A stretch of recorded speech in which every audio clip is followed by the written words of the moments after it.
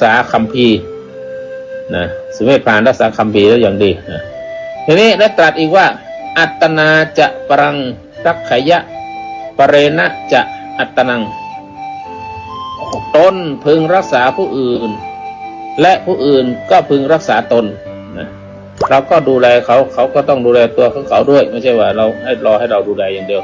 ก็หมายถึงว่าการดูแลผู้อื่นไม่ได้ขัดกับการดูแลการฝึกตนของเรา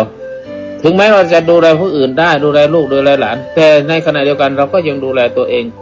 ว่าชีวิตเราเหลือน้อยแล้วเราจะอยู่อย่างไรนะและการฝึกฝนตนก็ไม่จำเป็นที่ต้องทอดทิ้งหน้าที่ของตนเองแล้วไปดูหน้าที่ของคนอื่นหรือจะดูแลแต่หน้าที่ของตัวเองงานของตัวเองแล้วไม่ดูแลคนอื่นก็ไม่ใช่นะเพราะฉะนั้นชีวิตเพื่อตนเองก็ไม่ให้ขัดกับเพื่อคนอื่นประการต่อไปนะในชีวิตนี้เพื่อคนอื่นเนี่ยทำอย่างไรจึงไม่พลาด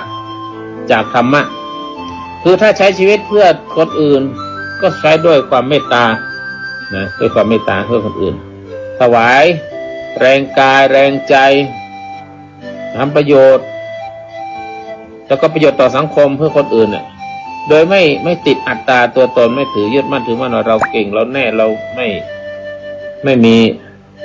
คือไม่มีความเห็นแก่ตัวอยู่ในตัวทำอะไรได้ก็ทำนั่นคือการสั่งสมฐานบารมีพระพุทธเจ้าจึงตรัสว่าทันโตปัญญังปวัตติก็คือผู้ให้ย่อมเจริญด้วยบุญและตรัสในอังคุตรนิกายอีกว่าโยจะพหุชหิตายะพหุชนะสุขายะจรติโซตถาคโตนิยานิโกโหตินะผู้ใดประพฤติตนเพื่อประโยชน์สุขแก่หมู่ชนผู้นั้นย่อมเป็นผู้ที่ถึงฝั่งคือพระนิพพานคือทำประโยชน์สุขเพื่อมหาชนผู้นั้นย่อมเป็นผู้ที่เข้าถึงฝั่งคือพระนิพพาน